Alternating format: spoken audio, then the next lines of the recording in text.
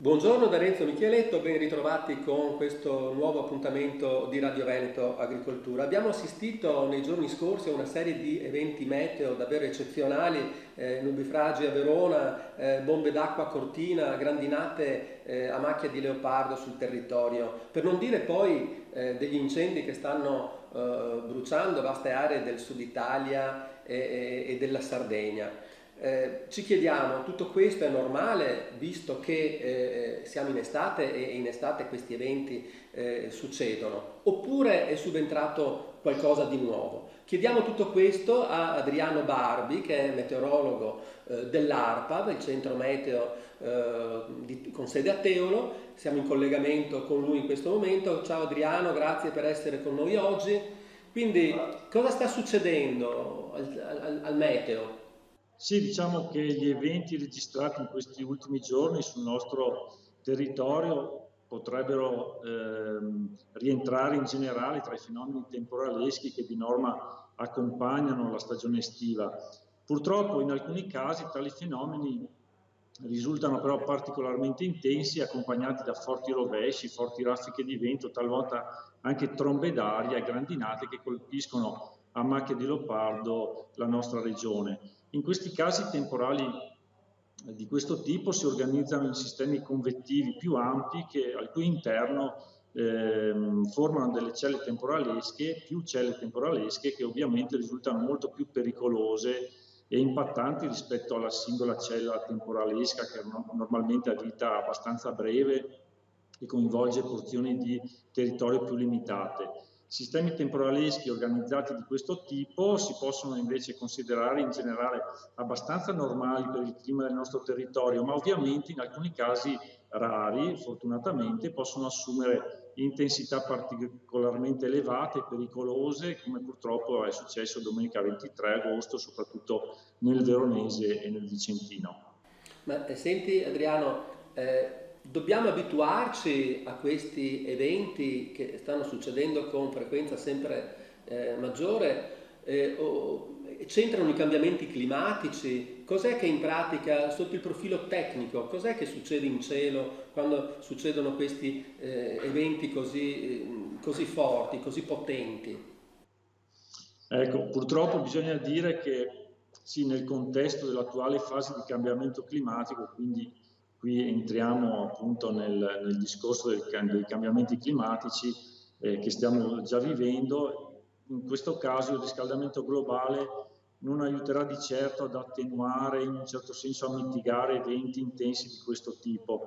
Anzi, la maggior parte dei modelli climatici ci dicono che in futuro l'ulteriore crescita delle temperature potrà determinare un aumento sia in termini di frequenza che di intensità certi eventi estremi in alcune zone del pianeta, come eventi di precipitazione intensa, ma anche siccità e ondate di calore che purtroppo si stanno già verificando da alcuni anni e in maniera sempre più frequente.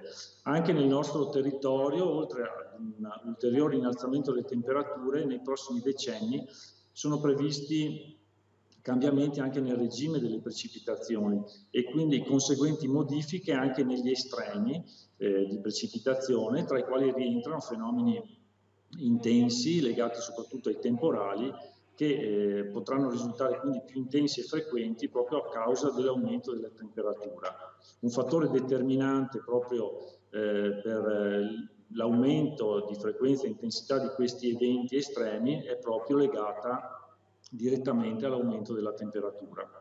Noi come cittadini e come la collettività, cos'è che può fare di fronte a questi cambiamenti climatici? Qual è il comportamento che bisogna adottare e quindi dare un contributo a far sì che vengano attenuate queste situazioni così potenti, così forti?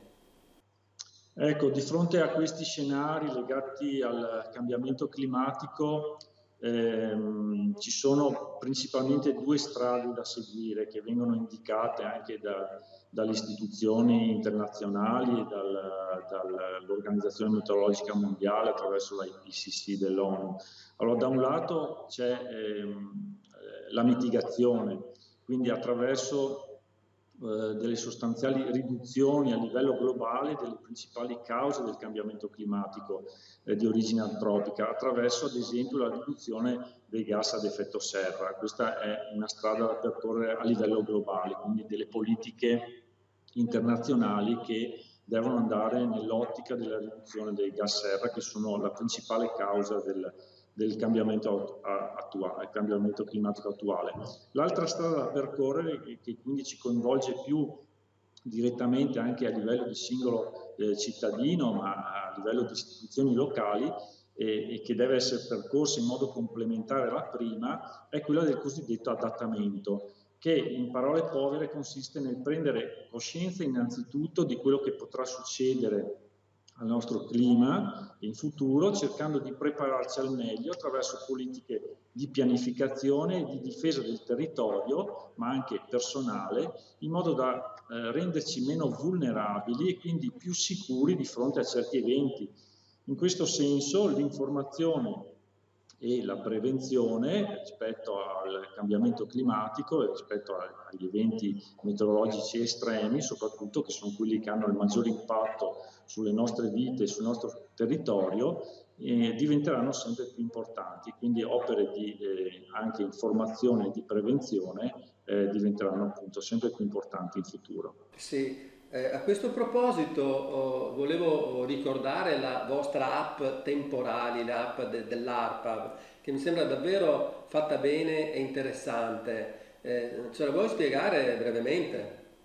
Sì, certo, rientrano tra le informazioni che noi cerchiamo di dare ai nostri cittadini, alle istituzioni, soprattutto nel campo della protezione civile, nell'ottica appunto di informare anche in tempo reale di quello che sta succedendo. Oltre alle previsioni meteorologiche e quindi gli allertamenti conseguenti emessi dalla protezione civile regionale, cerchiamo di fornire informazioni in tempo reale per capire quali eventi, che intensità e quali zone stanno per colpire sul nostro territorio regionale attraverso delle app, attraverso delle informazioni soprattutto attraverso internet, quindi, e attraverso app disponibili sugli smartphone, che ci indicano quali sono le zone che stanno per essere colpite in modo più violento da temporali. Ad esempio l'app Temporali ci dà proprio queste informazioni in tempo reale. Ecco, ricordiamo che l'app Temporali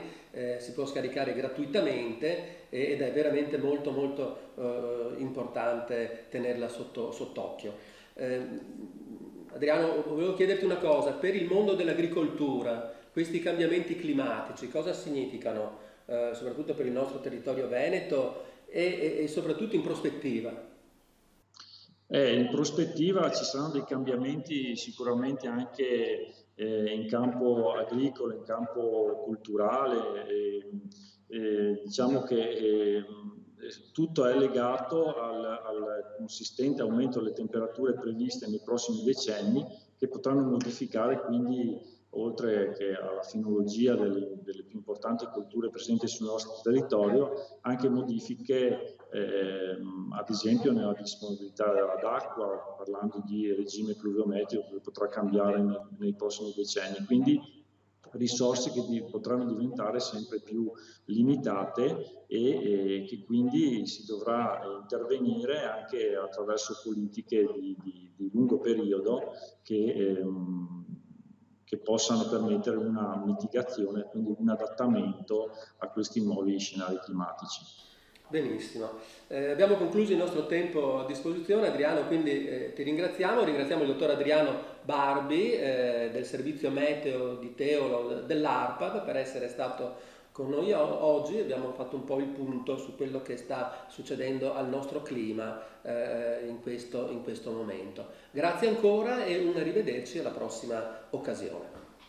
Grazie a voi.